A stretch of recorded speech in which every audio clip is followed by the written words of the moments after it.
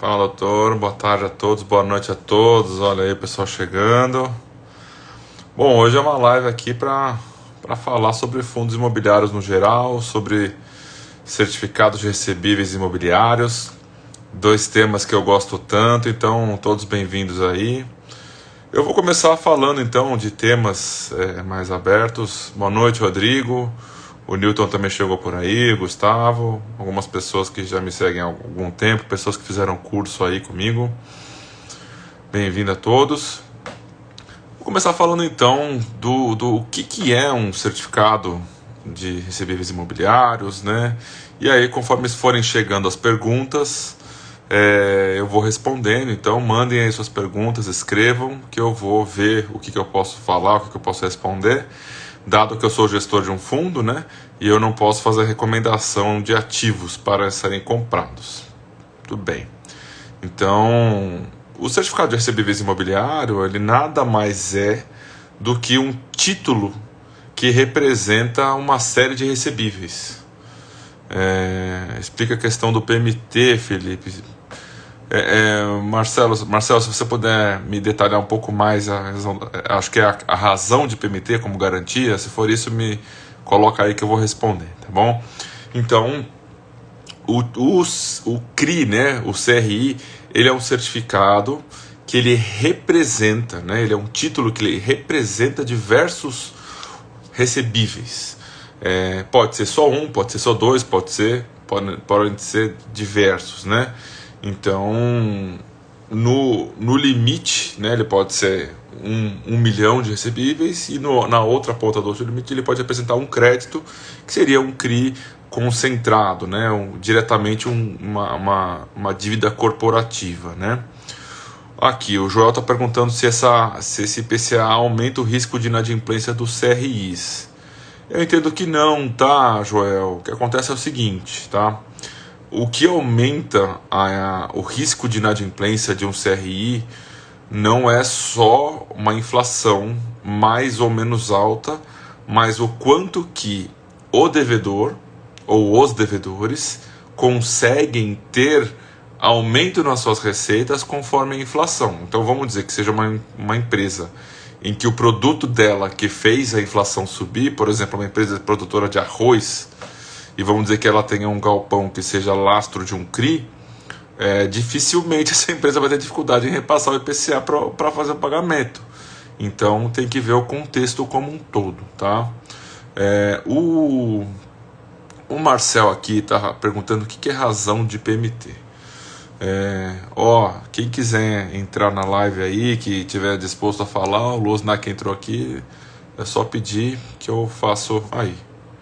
Enviou para ver solicitação, entrar ao vivo. Vamos ver se entra aí. Oi? Não? Losnak. E aí, tudo Aí. bem? Boa noite. Fala, senhor. Que honra. Quanto tempo, hein? Que honra, cara. Pô, valeu. E aí? O pessoal que tá perguntando para mim a questão da razão de PMT, né? Do CRIs. Mas antes disso, eu queria aproveitar para falar contigo. A gente começou aqui as nossas teses quantes aqui no fundo, né? E aí eu tô vendo aqui que tem um monte de coisa que as pessoas não veem. Teve um fundo que ontem, presta atenção, Losnak, ontem divulgou que pagaria 0,70. E hoje o fundo subiu mais de 1,80. A gente conseguiu entrar nesse fundo, né? E fizemos um day trade. Então eu fiquei imaginando o quanto que disso não acontece quando o administrador ele solta antes, né? Você já viu isso acontecer bastante também, Losnak? O que eu mais vi acontecer era o RBRD, né? O RBRD ele tinha um pagamento da Ambev, era 4 imóveis, né? Um era da Ambev. O da Ambev ele pagava anualmente. Então ele recebia e já distribuía aquele dividendo, e não Uhum. dividendo um acordo, né? E aí realmente era uma coisa engraçada, né? Que, como você falou, assim, acho que a galera viu o dividendo, achava que ia ser perpetuado, né? Aquele dividendo mais alto, e depois no mês seguinte não era, obviamente, porque era anual e cai tudo de novo. Então, dá para você arbitrar o RBRD direto, assim, né? Mas, obviamente, não tinha muita liquidez. Mas, assim, o conceito é realmente um conceito meio bobo, né? Vamos dizer assim, né?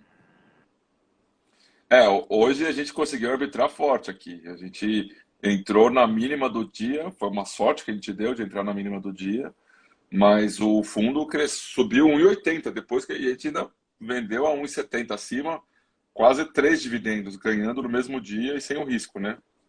Então, é, é. Aí, ó, o Cid está perguntando das teses de hedge fund. Eu adoro, tá, Cid? Eu acho sensacional, desde que bem feito, né? Tem que se ver se vai ser bem feito, é só isso. Se você estiver falando do pessoal lá da Mauá, inclusive hoje eu soltei o podcast com o Bruno lá. Você viu outras teses que funcionaram bem antes dessa daí da Mauá, Losnak? Não, acho que de hedge fund que deu certo é Iridium, né? Acho que não dá para negar. Mas, assim, acho que assim, de uma É maneira um hedge geral, fund. a galera também da Valor tá fazendo um hedge fund ali, já tá sendo agressiva no curto prazo. Então, acho que, né, eles estão ali, acho que com um dividendo bom. Tem que ver realmente o que fica para frente. Obviamente, nada dá para ser perpetuado, mas eles já começaram realmente, acho que um pouco mais agressivos, né, em termos de dividendo de alocação. Então, acho que é mais a entender, assim, essa dinâmica, assim, acho que o que faz, né, eu até ouvi uma brincadeira, né, que a galera falou, né, que FOF pegou mal, né, assim, né, porque o meu procíclico ali, então, galera, todo mundo virou agora hedge fund, né, então, ó, não dá pra- acho que o ponto é esse, né, acho que a galera muda os nomes, mas a tese é a mesma, né. Ali no Kiri é mais ou menos a mesma coisa, né? A gente era um FOF, se transformou num fundo de CRIs, mas que pode ter até 49% de fundos. Então, no final do dia, é mais ou menos isso que você falou, troca de uma palavra por outra aí, para poder, vamos dizer assim, né? Vender melhor, né? Eu não vejo nem com maus olhos isso, né? Questão de saber utilizar o marketing a favor aí. Para mim, eu Tá, sempre, tá, quanto mais liberdade está para o gestor, né, menos desculpas ele pode ter para não gerar alfa para você. Então, acho que, assim, é isso aí. não importa o nome, né, importa a liberdade que ele tem, né. Porque, assim, aquela história, assim, Uhum. que o César, né, na live recente, né, que ele fez lá com o Barone, ele falou assim, olha, é, tudo caiu de FOF, então, pô, o mercado de FI tá ruim, eu vou lá, obviamente, arbitrar o mercado de CRI. Então, assim, acho que você tem que saber ter essa maleabilidade, né, sentir a liberdade.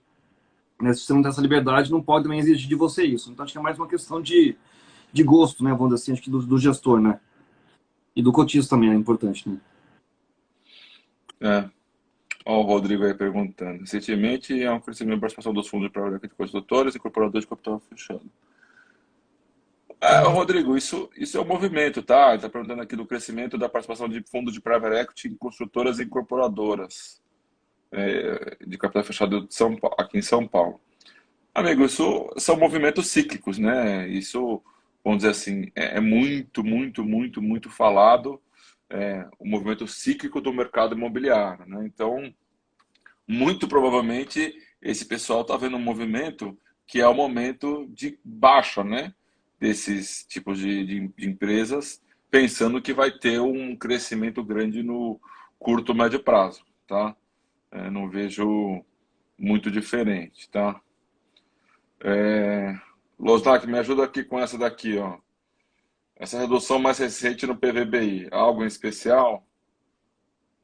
Não, assim, assim, teve aquele pequeno problema, né, que ele fez a oferta e a oferta micou, né, assim, vai oficializar um mico, né, daqui a pouco, assim, né, realmente a oferta acho que não vai bater o mínimo, mas, assim, acho que eu tô vendo ali que, assim, eu falei com o Abud, assim, acho que realmente era uma oportunidade de comprar uma parte adicional ali da Torre B do JK e valia a tentativa, né, obviamente o mercado tá meio fechado para laje corporativa, etc, mas valia a tentativa, né, porque não vai ter de novo essa oportunidade no futuro, então você tenta para estressar essa oportunidade, se não deu certo, segue a vida, né? Então acho que na mesma foi isso lá que assim que teve essa tentativa, né, de fazer a oferta, né, a desconto patrimonial. E aí o problema é que a cota caiu pra caramba, né? Então atrapalhou, né, vamos dizer assim, a oferta, né? Então acho que para mim acho que o desafio é esse, né? A gente conseguir viabilizar, né, esse é a história de sempre, né? Assim, né, o Felipe, né, o bom dinheiro é aquele que você pega quando tem arbitrar, quando tem a oportunidade de comprar coisa barata, né? Todo mundo quer te dar dinheiro, tá tudo caro, né? Então, é a ciclicalidade do negócio, né? E É acho isso que aí. esse é o grande desafio do mercado, né? É isso aí. Estou de acordo 100% contigo. Ó, o Giovanni aqui está perguntando quais os principais pontos de CRI que já ocorreram default. São algumas coisas, tá, Giovanni? Vamos falar assim. A primeira coisa que eu vejo que aconteceu foi fraude, tá? Dos que eu estou me lembrando aqui foi fraude e vamos assim, má qualidade creditícia no caráter do devedor. É um dos Os resultados. que, Caráter não dá para você, como chama, não competir, né? Vamos dizer assim, não dá para você avaliar, né? Se você faz uma avaliação, faz uma due diligence, mas no final do dia, se o cara tiver mal intencionado, não tem muito o que fazer, né? Teve alguns casos, tá? De CRIs pulverizados, mal estruturados lá atrás. Tem alguns casos que aconteceram, mas eu vou te falar assim que a maioria dos CRIs que deram default foram CRIs com pessoas mal intencionadas por trás e com fraude, tá? Que não tem muito como pegar. Porque o Moise, ao invés de pagar 900 por mês, com carência, não pegou a grana e diminuiu a alavancagem. Não poderia. Eu não vou responder essa, tá? Tiago, né? Aí do filho da mãe, eu não vou responder. não, mas o gestor tá, acho que assim, o gestor ali optou por pedalar, né, o pagamento, tá? Então, assim, acho que se ele deu certo ou não é outra história, mas assim, ele fez essa opção, tá? E assim, se você pensar bem, né, é bom você pagar um dividendo gordo no curto prazo e entre aspas lá embaixo no futuro para segurar o cotista, né? Se ele derruba de uma vez só, como foi o caso do XPCM ali, a galera bate muito no fundo. Então, assim, eu acho que o Moço teve uma estratégia. A gente vai discutir no futuro se foi uma estratégia vencedora ou não, mas foi uma estratégia, né? Foi uma estratégia. É isso. Ivan e Thiago, se quiserem entrar aqui, fiquem à vontade, tá? Estamos aqui entre amigos para poder Eu mudei de quarto falar. agora, mas curti a praia. Vamos ver aqui se tem alguma pergunta que eu deixei passar. Mandem suas perguntas aí, pessoal, que eu vou falar aqui, ó. Nossa, o cara mandou uma lista aqui, o Cid. Ah, tá. Aqui estão no caminho de hedge fund. VGHF, MCHG, JSAF, RDM, BLMR. E o Kiri também, tá, Cid? Também tá nessa lista aí. O mês de setembro já vem com o relatório da parte quant do fundo, tá? Bom, vamos dar sequência aqui. O Losnak, me diz uma coisa. Eu tenho acompanhado uma série de questionamentos nos grupos e nas lives falando da questão dos fundos high yield.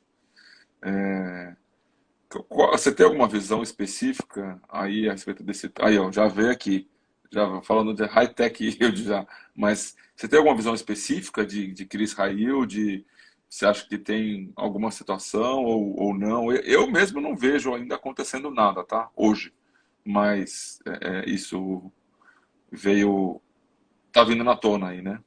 Não, assim, acho que assim, como você comentou, assim, acho que quando você aceita, né, botar um CRI high yield na sua carteira, você tem que ter uma noção de que vai dar mais trabalho, né? Assim, acho que a gente sabe, né, que tem gestores aí que pegam posições minoritárias, não tem gestor que pega posição majoritária no CRI ali, mas a verdade é que alguém vai ter que ficar segurando a peteca ali para acompanhar, né, se tá tudo dando certo ali. Então, acho que, mas assim, na minha visão, se você tem a paciência, a diligência para acompanhar os CRIs, né, que você tomou, eu não vejo para nenhum tomar high yield. Então, acho que assim, como chama, é business, né, na visão. Então, acho que, mas, assim, eu até agora não vi nenhum problema, assim, específico, né, obviamente, né, o GPM não para de atrapalhar, né, assim, realmente, o GPM poderia ficar um pouco mais negativo, acho que para aliviar, né, as dores ali da galera, mas, no overall, porque eu vejo que, tipo, a galera tá dando uma pedalada na inflação, né, mas,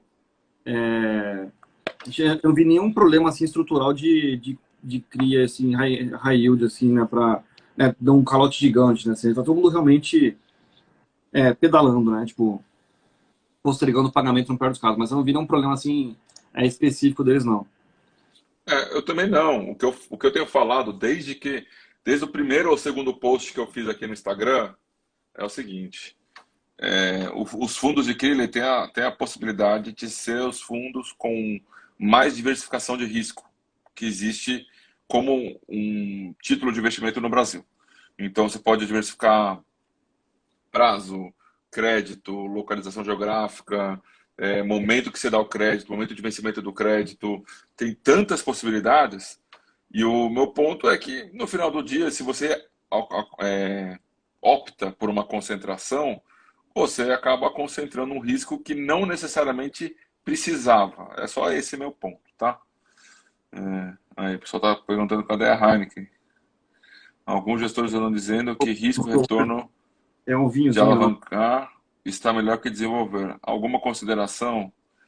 Depende, né, Cid? Porque se você tem uma TIR que, vamos dizer, que permite isso, uma TIR dentro do projeto, né, a taxa interna de retorno do projeto, que permite você alavancar e do que desenvolver com o próprio capital, é o que a maioria das pessoas fazem, tá? Na vida, né? Então, se tiver uma TIR adequada para isso, né, por que não? Né? Eu não vejo problema nenhum nisso. Desde que esteja claro para o investidor isso, tá? Tem que estar objetivamente claro que está sendo alavancado o fundo. De resto, no problem. Ó, dona Caldeira aí. Ô Dani, se der para entrar aí, entra aí. Aqui, qual a sua opinião dos CRIs do RBHY? Acho que é um high-tech yield. Giovanni, para ser high-tech tem que ter tecnologia. Não estou dizendo que não tem, tá? Mas o mais fácil de a gente ver que tem é demonstrar, né? Através do relatório, através de informações a mais para os cotistas, tá? Nada além disso, tá? Que mais? Você viu, o Losnak, que hoje ou ontem saiu o VP do RPR e veio com uma cacetada para baixo. Você viu isso, não? Acho que vem caindo 4 ou 3 reais. Você chegou a ver, não? Eu vi que caiu bastante foco, bastante ativo não caiu nesse mês aqui. Mas eu não vi o do RBR. Da RPR eu vi que caiu bastante, cara. Deu uma marcada forte para baixo. Ah, foi erro, Giovanni? Confirma aí pra gente. Erro de digitação lá? Sorteia a cota do Kiri pra nós. Pô, Carlão, se desse eu sorteava, eu não posso. Fala, Carlão, você está falando sobre fundos high yield, e aí eu falei que o RPR, ele caiu bastante o VP, tá? E o FEX também aconteceu isso, eu não tinha visto, Bernardo, que tinha caído também do FEX, tá? Lá no FEX a situação é diferente, tá? Lá no FEX a situação é que tem muitos CRIs da Brazilian Securities. Então, lá o problema é maior, no sentido de que é uma sequestradora que ela não tem mais pessoas dedicadas, vamos dizer assim, não tem um time dedicado, tá? Então, todos os CRIs que são da Brazilian Securities, você não tem um time dedicado àqueles CRIs, tá? Então, se você ligar lá, perguntar quem trabalha na sequestradora, eu duvido você achar mais de 10 pessoas, tá? Você achou aí do RPR, Losnar, que eu não deu tempo de procurar? Da RBRP, qual que é o FOF? O RPR. Ah, RBRE. Ah, da Urca, tá, da Urca. Ah, é verdade, eu Isso. também lembro da Urca, é isso. Então. Eu também esqueci da Urca. Deixa eu ver aqui. É. Tem muitos CRIs da Brasília também no REC 11 também, REC R. É isso aí, Bernardo. A primeira emissão ou a segunda emissão do REC R E foi dois. basicamente só da Brasília. Foram uns 40 ou 60 milhões, tá? Foi de 98 para 92, Felipe, foi bastante aquela, né? Realmente. Machucou, né? Sim. Depois a gente tem que falar lá com o pessoal lá para poder entender o que aconteceu, porque sem dúvida nenhuma foi alguma coisa relevante, né? Aqui. Losnak, você quer falar de razão de PMT ou quer que eu fale? Não pode falar, mas eu pago assim, basicamente é quanto a operação ganha, né, num período determinado sobre quanto que tem que pagar, né, para o CRI, assim. Então, sei lá, se o cara ganha 300 mil reais ali por mês, né, o pagamento é mensal e tem que pagar, sei lá, 100 mil reais por mês, a razão é 3 para 1, né? Então, assim, acho que você tem que estruturar, né, o CRI com uma gordura ali, né? Você não pode fazer o contrário, né? Você fazer uma estrutura que o cara tem que pagar R$ 300 mil por mês e ganhe da operação R$ 100 mil por mês. Então você já está conscientemente sabendo que ele vai ter que ter um aporte do fundo do devedor, né, para satisfazer o credor. Então acho que é mais entender a razão de PMT que entender isso, né, a dinâmica do fluxo de entrada, né, sobre o fluxo de saída pro dono do CRI, né, pro cara que tomou o CRI. É isso, né? O que acontece no final do dia é que é justamente isso que o Losnak está falando, e são basicamente, né, para CRIs pulverizados, que faz sentido olhar essa métrica, né? CRIs com muito lastro, com muitos recebíveis por trás, e ele também tem que vir com outra métrica, tá? Essa é a métrica avaliando o mês. E ele também tem que vir uma métrica avaliando o saldo, ou seja, o total de saldo a valor presente daqueles recebíveis contra o saldo a valor presente do CRI. A partir do momento que você tem um descasamento disso, quer dizer, você tem menos recebíveis para pagar o CRI. Então, às vezes pode ser que essa razão de permitir ela continue funcionando bem, mas no futuro vai dar problema, tá? Então tem que olhar os dois juntos. Só olhar a razão de PMT não funciona. Puta, vem um monte de pergunta aqui que eu deixei passar. Vamos lá. Gestoras preferidas. Tem gestora preferida que você quer falar aí? 3 gestoras? Losnak aqui. Quais as 3? O Iridium, o Corme e o HGPO. Tá? Então é realmente consultório a Credit Suisse, a Core e a Iridium. Então são as minhas principais posições hoje. Boa. Agora o Dani tá entrando aqui, a gente vai ter que falar da Mogno também. Pô, eu entrei só pra isso, né, cara? E aí, Dani, tudo bem? Tudo Mas bem? o post do Daniela falando que é bom ter imóvel, né, cara? Não é essa religião, né? Vamos dizer assim, de nunca ter imóveis na vida, né? Pô, acho que a tese, né, que você falou de estresse ali realmente foi uma coisa boa, assim, para lembrar a galera, né? Que não precisa ter né, só viver de fundo imobiliário, né? Acho que ter outros ativos também faz bem para as pessoas, né? Ah, tem que ter um equilíbrio, assim, todo extremo é ruim, né? Eu lembrei, Dani, de você falando naquele congresso da Suno, que acho que foi uma pergunta objetiva e direta do Baroni, perguntando qual que era a sua exposição de investimentos. Ele falou assim, olha, da Você parte travou lá. líquida, da parte líquida é tanto, né? Então, porque o resto é imóvel, né? Então, Não, porque é, é muito difícil você ficar com tudo numa cesta. E por mais que você fale, não, mas no longo prazo é melhor, tal, nos momentos de estresse, às vezes é muito estresse. Né? Pegar março do ano passado, quer dizer, poxa, tem que ter uma cabeça realmente diferente para aguentar esses estresses 100% numa classe de ativo é difícil. é, é isso. E eu achei ótimo o exemplo que você deu do seu amigo, né? Que morava num lugar super legal, gostava, mas daí veio o aumento do GPM e ó, teve que vazar. Puta, o cara tá Achei super ótimo. chateado, meu. Mas fazer o quê? É isso. É a escolha, né? É a escolha. Deixa eu ver aqui. Ô, Cardoso, entra aí, Rodrigo. Cara, tá aí, meu. Aqui, aumento no volume de securitização dos ativos imobiliários desde o início da pandemia ou não houve alterações negativas? Sim, teve um aumento, mas é justamente pelo lado dos fundos imobiliários que tiveram muita captação, tá? Não é necessariamente a securitização que melhorou. Foram os fundos imobiliários que conseguiram fazer captações relevantes, tá? O Felipe, eu acho que tem um outro.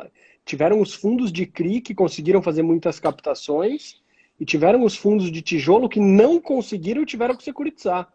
As duas pontas, exato. Exatamente. Todo gestor deve entregar a amortização do CRIA e a inflação. Não é mais vantajoso para as coisas. Olha, Giovanni, esse é um tema polêmico até dizer chega, porque o que acontece? No final do dia, a CVM ela orientou a distribuir. Ela falou, ó, distribui, mas ela não ensinou como é que faz a conta. Então, eu até falei desse tema já com o Caldeira, já falei numa live, já falando desse assunto, já falei com o Bruno Gomes da CVM, e quase todo mundo hoje, a gente tem um fórum lá da Ambima que fala sobre fundos imobiliários, e é uma situação, porque como não tem uma padronização de como que faz a conta, fica a critério do administrador decidir como que vai fazer isso. Então, vamos dizer assim, né? O que eu acho que tem que ter é uma padronização. Se vai ser distribuir inflação, se utiliza amortização para isso ou não, eu vejo que o que deve ser é ter uma padronização. Porque, imagina, o Dani tem lá o MGCR. Aí vamos dizer que o Kiri 11 aqui começa a crescer bastante, fica mais ou menos do mesmo tamanho e tem mais ou menos o mesmo tipo de CRIs. O que justificaria o MGCR distribuir mais que o Kiri 11? Né? Se tivesse dois administradores diferentes. Não tem o que explicar, entendeu? Se a carteira for mais ou menos semelhante, tem que distribuir igual. Só que hoje não é o que acontece, dado que os administradores têm autonomia para fazer o cálculo. Qual que é a visão de vocês aí desse tema? Que é um tema legal, né? Eu acho que no final do dia a gente deveria ter uma migração para uma padronização da marcação, né? Para realmente não ter assim, acho que tanto marcação como, assim, também como você falou agora também da distribuição, né? Senão, eu lembro que tinha uma briga muito grande com a galera da RBR, né? Que eles falavam assim, olha, tem gente que tá pagando mais dinheiro que a gente, não porque eles, entre aspas, merecem, né? Mas porque eles estão inflando realmente o dividendo. Então, acho que assim, se você tem uma padronização, você também acho que não desvirtua o mercado, né? Vamos dizer, é uma palavra bonita, né? Acho que não atrapalha, né? Vamos dizer assim, né? A comparabilidade, né? Porque hoje realmente dá uma atrapalhada, né? Isso aí, Dani? Eu concordo, acho fundamental padronizar. Acho que vocês estavam falando de queda de VP, né? De fundo de CRI e tal. Para mim, a carteira de fundo de CRI não ser marcada a mercado assim, totalmente descabido, né? Quanto cotista que estava olhando aquele VP marcado há 10 meses, 6 meses, 8 meses, falando, legal, né? Quer dizer, o VP está lá em R$ 100. E a gente sabe que não tá. O DI abriu, a curva abriu. Então você fala, pô, não tem liquidez. Cara, marca com spread de B, marca de algum jeito, né? E esse negócio Teve um comentário interessante aqui do Cid, ele fala, enquanto não há padronização, vigora a lei do mais esperto, médio, né? Porque uma hora essa conta chega, por hipótese, vamos dizer, não sei quem a RBR estava se referindo, né? Mas por hipótese, vamos dizer que a RBR estava pagando lá, sei lá, 70 centavos e um cara com a carteira igual estava pagando 80. Esse 80 vem de algum lugar, né? Ou o cara está gerando inflação, ou ele está distribuindo inflação por competência.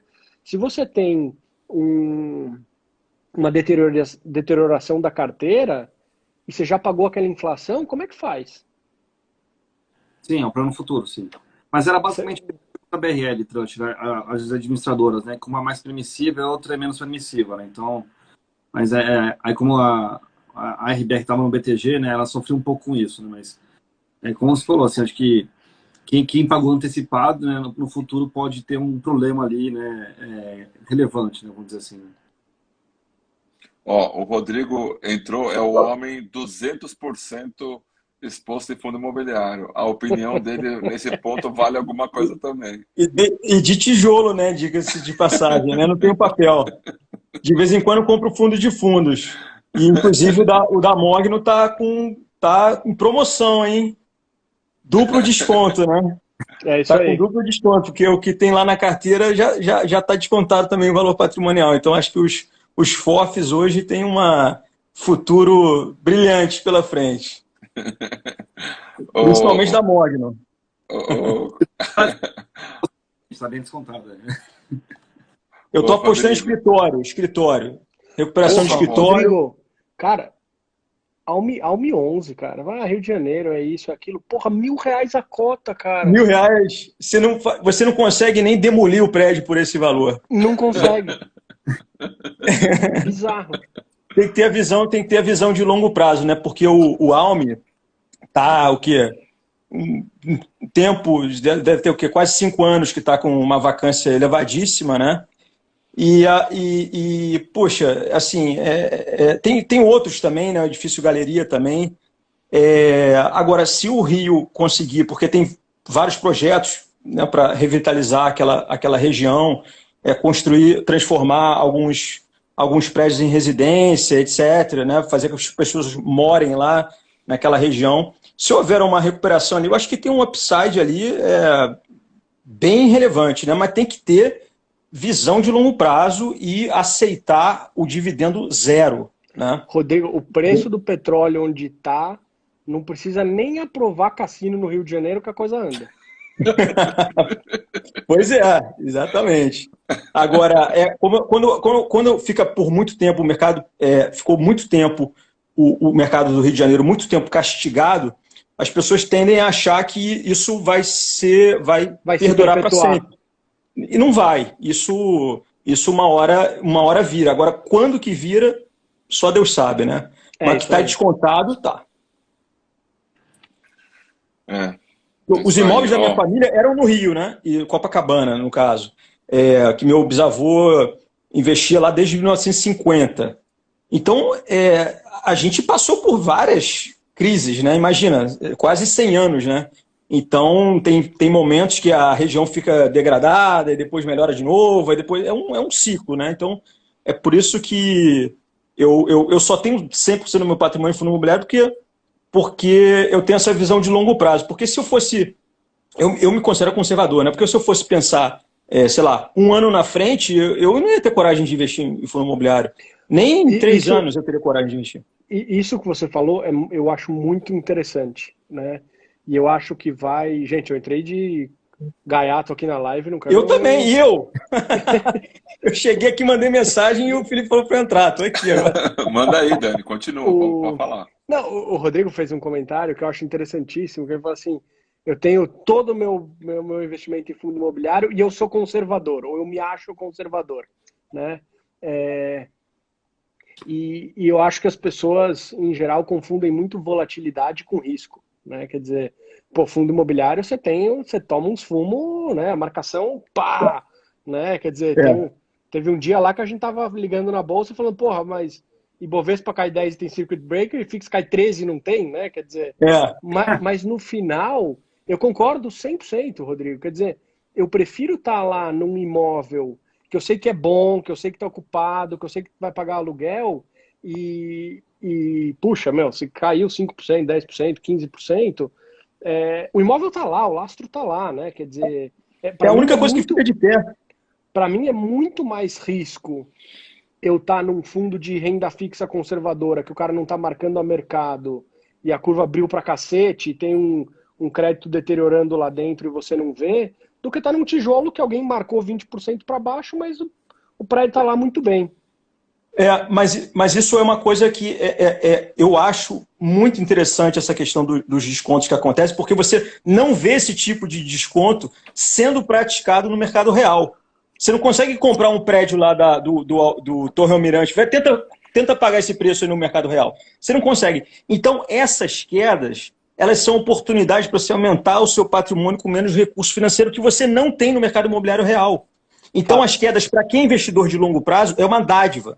Né? Então, você consegue quer dizer, você tem a oportunidade de aumentar o seu patrimônio comprando tijolo com desconto porque está com vacância.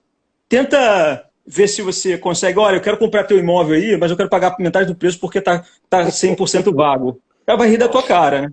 Ô, Rodrigo, os descontos que...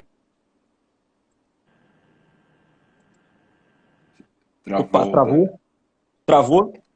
Fala. A gente tem um fundo de hotel, né? Você imagina os descontos que a gente tá vendo nas coisas que a gente está comprando. Queria te perguntar isso. Não chega igual o desconto de fundo imobiliário em bolsa. Eu queria te perguntar como é que está a questão aí dos hotéis, tá? Eu vi no relatório eu acho que foi o do HTMX, que, por exemplo, no feriado, pelo menos no Rio, os hotéis chegaram a 80% de ocupação, né? Como é que está essa questão aí em São Paulo, fundos de hotéis? Você vê também uma ótima oportunidade para longo prazo? Como é que está isso? Olha, é o seguinte, assim, para hotel de business, eu acho que é um cenário mais desafiador. Para hotel de turismo, putz, eu acho que é oportunidade assim... Mas eles não estão se reinventando? Não está rolando mais... Tá, assim, tem gente que é mais rápido, tem gente que é menos, mas... assim, você veja, né? O Joel, obrigado, Joel, comentou aqui, né? Quem conhece o Celina de Floripa, compra o MGHT tranquilo. Cara, porra, esse hotel em novembro, dezembro bateu 80% de ocupação sem ter que reinventar nada, né? Você pega um Ibis em São Paulo, que é 100% executivo, que vem do Rio, de Curitiba, disso, daquilo, puta, o cara vai ter que se reinventar pra cacete, né? Pra voltar a um nível de Uhum. ocupação ah, adequado ou rentável, né?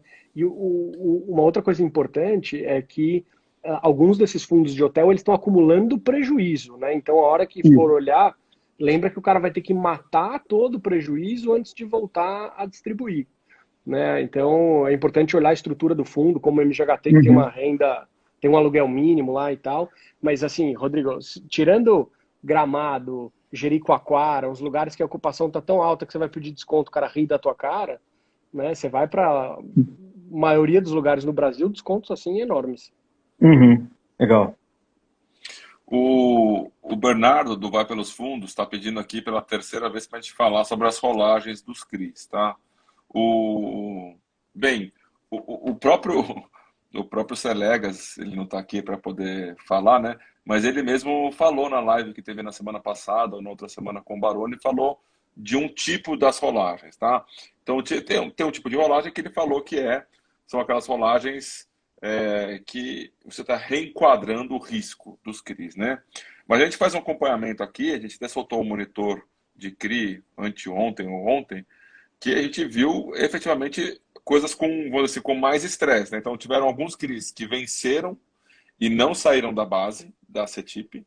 Isso é nitidamente um problema, né? Porque quando vence, ele tem que ser pago, né? E se ele não saiu da base, é que ele não foi pago. Então aí tem um problema. Tiveram fundos que saíram antes de vencer, então naturalmente também são fundos que foram renegociados de alguma maneira ou pré-pagos, né? E diversas alterações de IPCA de GPM para IPCA, CRIs que diminuíram sua taxa. Então, assim, não são necessariamente só rolagens, mas está tendo um movimento grande no mercado de troca de indexadores, de aumento de taxas e de redução de taxas.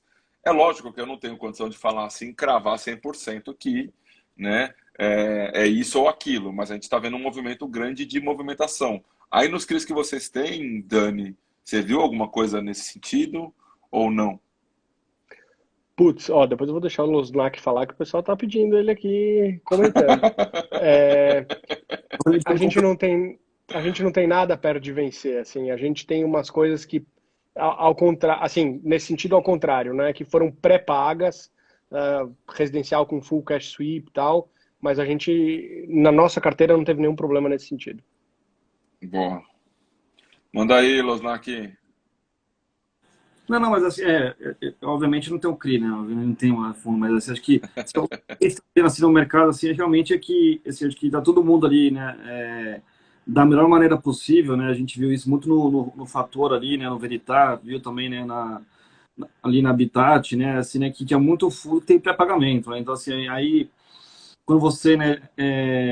Muita gente quis pleitear, né, uma redução na taxa, né? Obviamente, né, alguns gestores não aceitaram, aí ele fala, beleza, então devolve para mim o CRI aí.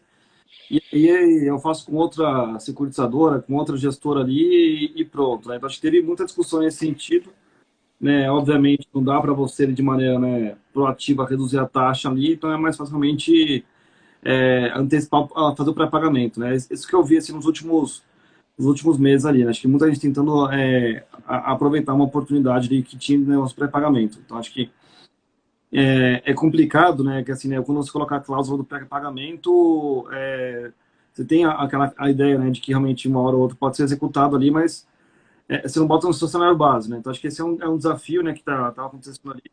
Mas assim, acho que o que eu vi assim no geral foi assim, como chama?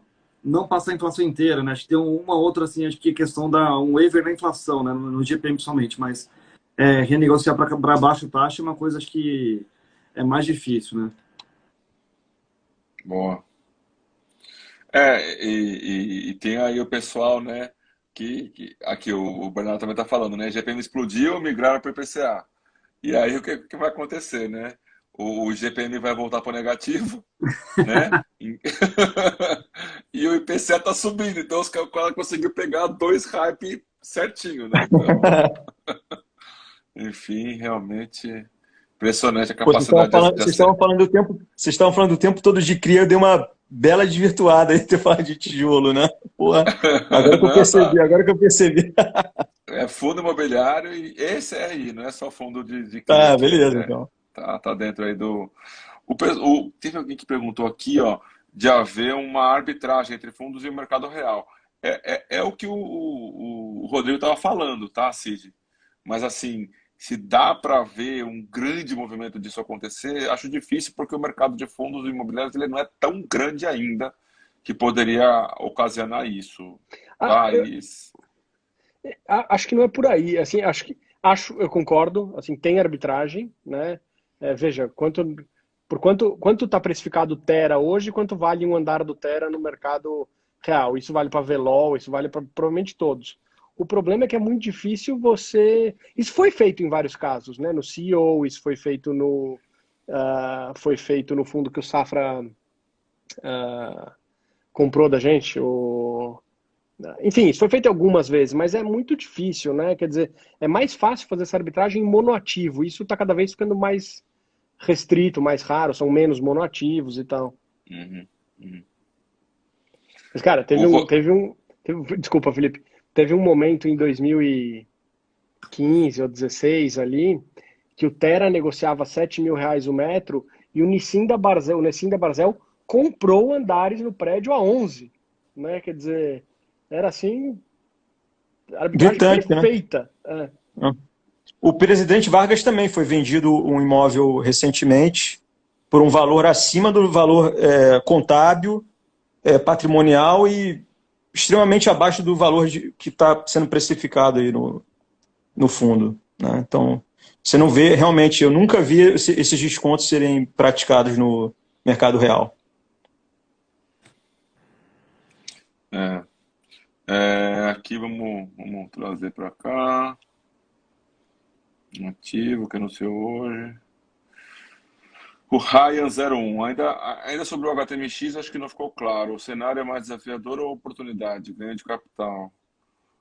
Olha, o HTMX ele tem uma concentração grande em hotéis de negócios.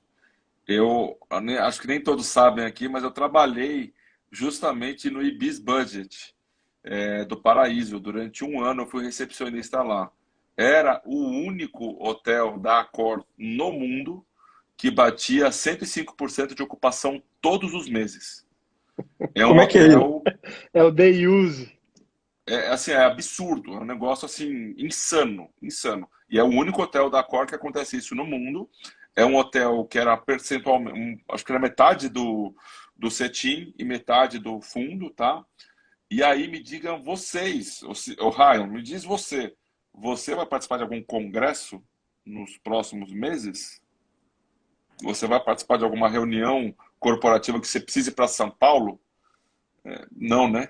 Congresso GRI, Fundos Imobiliários, dia 11 de novembro, a gente vai começar a divulgar isso. Vai ser físico? Vai Vai, ser vai ter, físico? vai ter híbrido, um Híbrido. formato híbrido, Aham. vai ter online e físico também. Híbrido. É isso. Mas aí, Rodrigo, você me auxilia então agora. Veio a calhar. Perfeito. Vocês estão dimensionando maior ou menor do que o anterior? Vai ser, Fisicamente, a parte física. vai ser muito maior, porque eles estão alugando um espaço do Transamérica Expo Center, que cabem, sei lá, 3.000 pessoas, eles vão botar 1.000 pessoas ali, respeitando o distanciamento social, etc. Então, assim, vai ser um evento gigante, vai ter no formato online também, e a gente vai, em breve, começar a divulgar aí os palestrantes. Isso é um mega evento. Aí, tá vendo? Então já deu, já, 1.000 já deu pessoas uma luz no presencial. fim do túnel. Deu uma Aí, luz ó, no fim do vai túnel. ajudar os fundos aí do Dani. Boa. Vamos ver aqui. Que eu tô indo para São Paulo, vou ficar em algum hotel.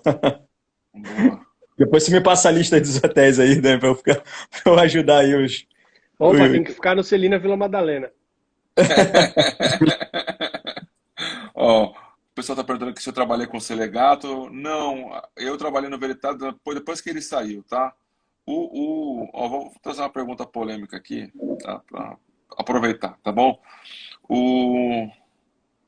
A pergunta do estudante na bolsa, o Matheus.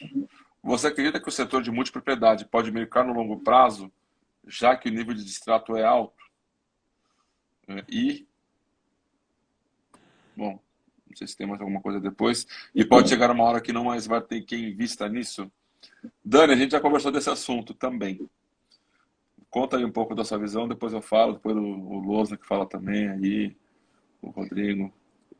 Olha, assim, eu acho que é um segmento complicado, né? Assim, confesso que eu nunca estudei a fundo como segmentos que de fato a gente investe.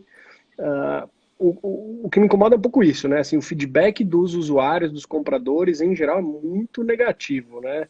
O cara tá lá de férias, fica super animado, pô, vou comprar isso aqui e tal. É uma venda super agressiva, a família fala, pô, legal, vamos comprar, e depois você não usa. Então, acaba tendo muito distrato, mas às vezes você consegue vender por um preço tão caro, mas tão caro, que, que pode ser que a conta feche, né? Alguém perguntou aqui mais cedo numa das perguntas, falou assim, o Mauá High Yield, né, vai ter problema, alguma coisa nesse nível. Cara, o Bruno tem uma gordura tão grande, mas tão grande, sabe o que está fazendo, que eu não sei se eu concordo, não. Então, assim, multipropriedade eu acho muito delicado, acho que precisa entender muito bem o produto, mas eu acho que corre um risco aí de ter problema com um distrato muito grande, sim, minha opinião. Losna quer falar alguma coisa? Não, assim, acho que acho que um ponto que o Daniel falou, assim, acho que é importante é basicamente isso, assim, acho que é entender, né, assim, por que as pessoas compraram aquele produto, né, se é para realmente ir para residência ali ou se foi para uma coisa pontual ali, né, sei lá, segunda moradia, né, para uma cidade mais turística, né, então assim, se a pessoa tem, né, algum apego, né, alguma relação com aquele ativo, né, com aquele imóvel, ela vai permanecer ali, né? Se ela não tiver apego nenhum, então ela vai, né, quando apertar as coisas, ela vai parar de pagar as parcelas lá e vai destratar, né? Vai desistir. Então, teve muito problema, né? Acho que assim, né, quando a gente estava saindo da crise, né, que tinha muita compra por impulso, né? Tinha muita compra ali, né, de maneira realmente agressiva ali, pelos vendedores ali, né, que estourava champanhe, né, fazia uma festa ali para você comprar, né? Você acabava comprando sem querer e, obviamente, quando batia, né, o dinheiro ali, né, que isso era a sua conta, você fazia a conta e via se não tinha muita apetite até criativo ou não, tá? Então, acho que assim, quando a compra é consciente, né, acho que a galera permanece, né? Quando a compra é por impulso, obviamente permanece. Só que, assim, acho que é mais entender o perfil do comprador, tá? Acho que essa é a minha visão, assim, na parte de multipropriedade. Assim, acho que sempre vai ter problema, né, mas é, eu sempre brinco, tem alguns ativos lá que a bicicleta tem que estar continuamente rodando, né? O momento que freia a bicicleta, que o distrato acontece, não tem novas obras, né? Aí realmente vira uma bola de neve, né? Mas enquanto tiver distrato e tem venda, né, para compensar esse distrato, a bicicleta vai girando, né? Então acho que eu não vejo problema com isso, e sim, acho que mais a especificidade de cada um de propriedade, né? Vamos dizer assim. Boa. Rodrigão quer falar alguma coisa desse tema? Não, o cara é estimulado a comprar pelo impulso, né? Então eu acho que sei lá, a chance é maior, naturalmente, né? Eu tenho uma visão assim um pouco forte também, assim, né? Eu não, o que eu entendo é que a pessoa ela só é enganada uma vez, né? E nós temos um número limite Não, de não, não. pessoas. Se fosse Não? assim, só teria. Se fosse assim, Telex Free seria o último esquema de pirâmide. Mas Não, não, é mas, uma atrás da outra. não, mas Se fosse assim, o PT não seria eleito 4 vezes não, seguidas.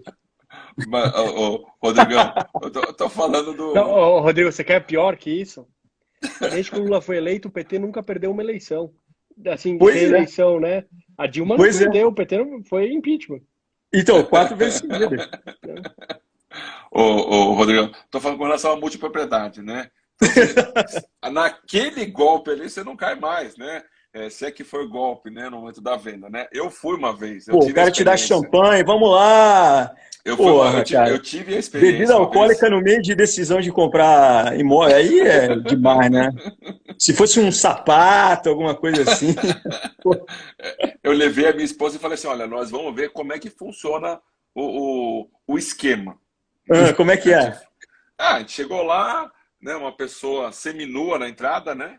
E aí você entra para o restaurante, e tem lá os casais, cada um sentado, eles mostram, não, nós temos 50 hotéis no mundo inteiro. Eu trabalhei em hotel, eu sei mais ou menos quanto é que custa para ter um hotel, né? Eu falei, mas vocês têm Uhum. 50 hotéis? Mas como é que é isso? Como é que é a propriedade? Vocês são dono? Não, veja bem, não sei o quê. Aí vira para a esposa. Mas você quer viajar para onde? Para Paris? Para Barcelona? E joga uma foto no computador, né? Ah, para Barcelona. Aí joga outra foto. E aí eles vão, né? Vão assim, e aí no final vê a rasteira, né? E se você assinar com a gente agora, você vai ganhar uma viagem para o Caribe. A gente estava para casar, eu e a minha esposa, né? Então ia ser a nossa lua de mel, além de tudo, né? Aí eu falei, mas como que é isso? Você está me dando uma semana de graça em Cancún? Ah, é, de graça, você vai, não sei o quê. Aí deu um Google na hora ali, procurou o CNPJ, não reclame aqui. Aí tava lá, eles falando, né, que você ganhava o final de semana, a semana em Cancún, mas sem o all inclusive. Você chegava lá, tinha que pagar o all inclusive. Ou seja, era só a estadia. Só que o Aham. all inclusive comprando no hotel era mais caro do que comprando a estadia e o all inclusive daqui do Brasil. Então, ó, massa. Aham. Massa, Aham. negócio bom para fazer. E aí, obviamente, a gente não comprou, né? Então, eu tive essa experiência comigo, né? Achei muito, assim, agressivo e achei que eles estavam tentando me ludibriar, me enganar, tá? Então, por isso que eu tenho essa posição Você bem acha que eles forte. estavam tentando te enganar? Bom, vou deixar por aí aqui, tá? Então eu vejo que, vamos dizer assim, da minha família, então, meu sogro, minha sogra, minha mãe, não vão cair, né? Porque eu falei para eles o que Aham. aconteceu. Então, existe um número limite de pessoas, certo?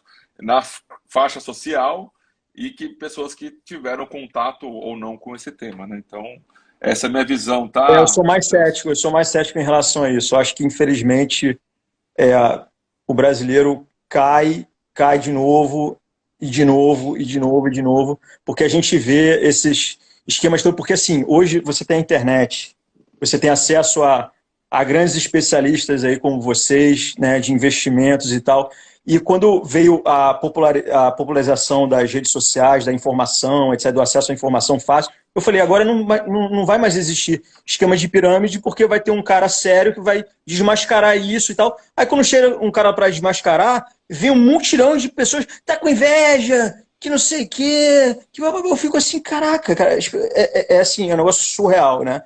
Eu achei que realmente fosse.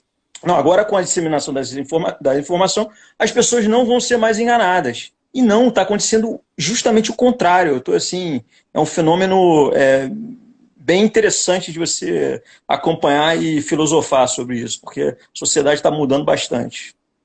É isso aí. A Gente, transformação das redes sociais é uma coisa assim, é um impacto que está tendo é gigantesco. Gigantesco na sociedade. E as pessoas não têm noção de como o mundo e a cabeça das pessoas está mudando de uma forma, numa velocidade alucinante.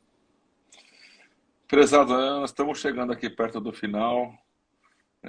Tá dando 53 minutos e pouquinho. Vamos fazer um fechamento aí. Losnak, quer falar alguma coisa aí? Quer fazer alguma consideração? Alguma coisa que você está vendo aí que é legal falar?